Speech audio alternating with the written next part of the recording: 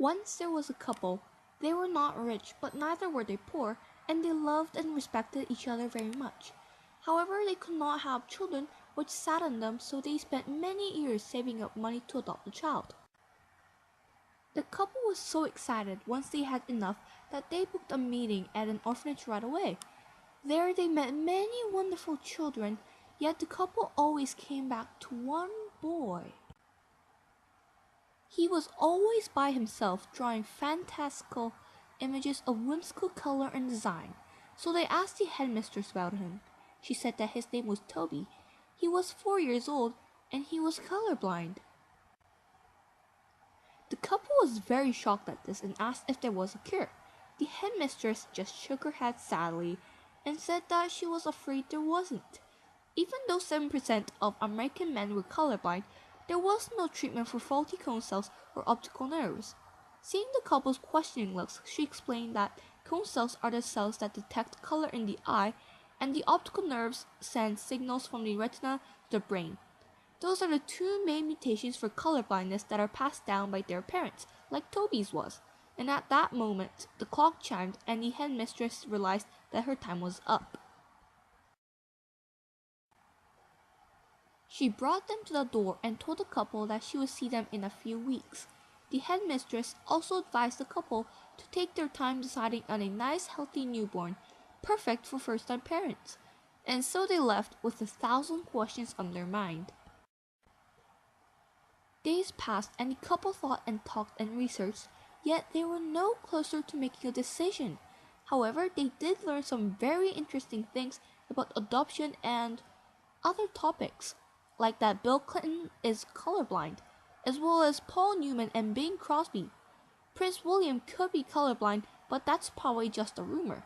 And John Dalton, who discovered the atom, wrote the first scientific paper about colorblindness and was possibly the first person to have the mutation, which is why colorblindness is also called daltonism. And the most common type is red-green colorblindness, which can be proteinopia or deuteranopia and is caused by insertion or deletion on the X chromosome. That's called point mutation. And because the mutation exists on the X chromosome and is recessive, it is very rare for a girl to be colorblind, but less for a male.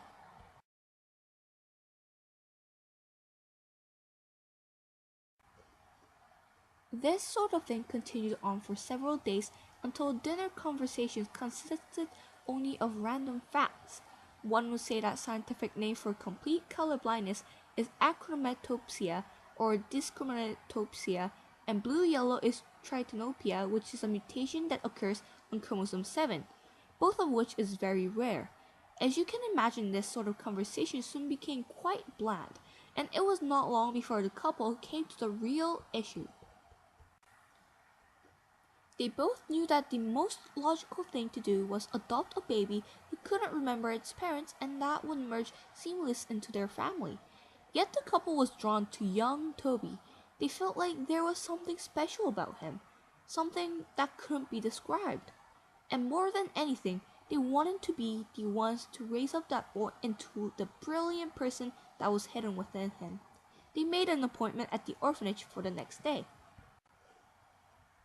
The couple was very excited and rushed in as soon as the door was opened that morning and told the headmistress that they wanted to adopt Toby, and that they knew it would be more difficult than raising an average child, but they had researched a lot and were prepared to make the changes necessary, and they really wanted to bring him home as soon as possible.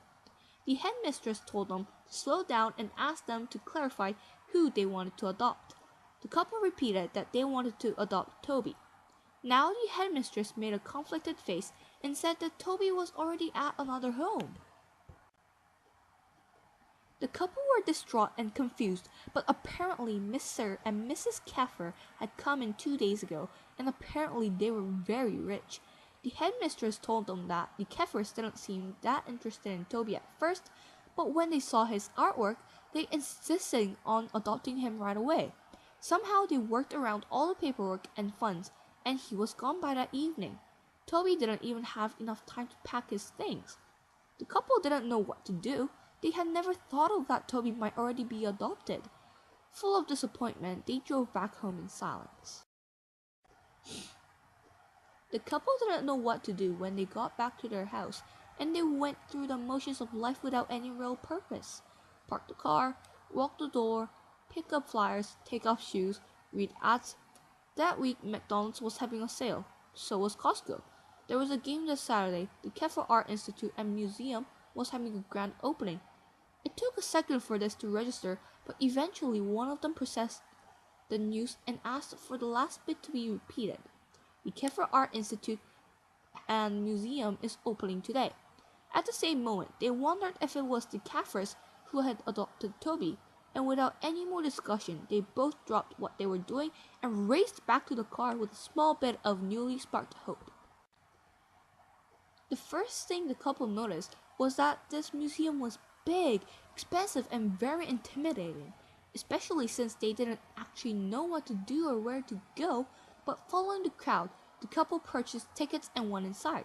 If they had taken the time to look, they would have probably found it very pleasant and enjoyable, but as they were in a rush, they stormed through the hall searching for any sign of the Caffers or Toby. As it turns out, this wasn't as hard to do as they thought. The Caffers were, after all, the hosts of the museum, and they were standing right in the middle of the plaza surrounded by people and yammering about some new artist. At first, the couple was disappointed that they didn't spot Toby, but then they realized that the artist that was being promoted was Toby. He sat in front of a canvas with hundreds of paints, pastels, and every other art tool imaginable. There were multiple drawings behind him, and he looked absolutely miserable. Toby stared at the paper with a blank expression while Mr. Caffer pulled him from behind. Then Mr. Caffer started to whisper to him and get increasingly louder, telling Toby to get to work. Except Mr. Caffer didn't call him Toby, he said Brody. The people want to see some art. The couple, upset, walked up to them and said that his name was Toby and that he didn't have to draw if he didn't want to. The Caffers looked back at them and said to mind their own business, but they refused. Instead, the couple said that they felt the Caffers weren't taking proper care of Toby, so they would adopt him instead. Now Mr. Caffer was really angry, and people watched as he ranted at the couple. How dare they correct him, and how dare they claim he was wrong? However, Mrs. Caffer was more level-headed than her husband and quickly directed the group into a nearby room with a quick smile at the staring guests, but once inside joined in with shouting insults at the couple. This could have continued for several hours had not a very persistent knock on the door interrupted them, opening to reveal none other than the headmistress of the orphanage. She claimed that she was there to finalize the paperwork for Toby's adoption. The couple ran up to her as if she was an angel from above, as they realized that the adoption wasn't final and begged her to reconsider. The couple said that the Caffers didn't care about the Toby. They just wanted him for his artwork. Besides, Mr. Caffer didn't even remember Toby's name. But the Caffers had an argument of their own. They had money. They could provide the boy with specially tinted glasses to help colorblindness and gene therapy to correct mutations once the technology was perfected. They could also have DNA tests done to make sure any of the children he had weren't colorblind. The couple asked, so what? If money is all they have to offer and the ability to take away Toby's uniqueness, they were useless. The couple could offer a family, care, and love. They would support Toby in whatever he wanted to do, whether it be art, science, or music. They begged the headmistress to see their side of things and please not to leave Toby with the selfish Caffers. The headmistress had a tough choice to make. She was a sensible person and understood the contribution both families could make, but she was also compassionate. The headmistress turned to Toby, who had been hiding very quietly the whole time, bent down and quietly asked who he would like to live with. The whole room became hushed in silence and focused on what one small boy. He slowly pointed at the couple and said in a quiet voice that he would like to live with them. There once was a couple. They were not rich and they didn't want to be either. They loved each other and their son Toby very much, and Toby was an artist and he was colorblind.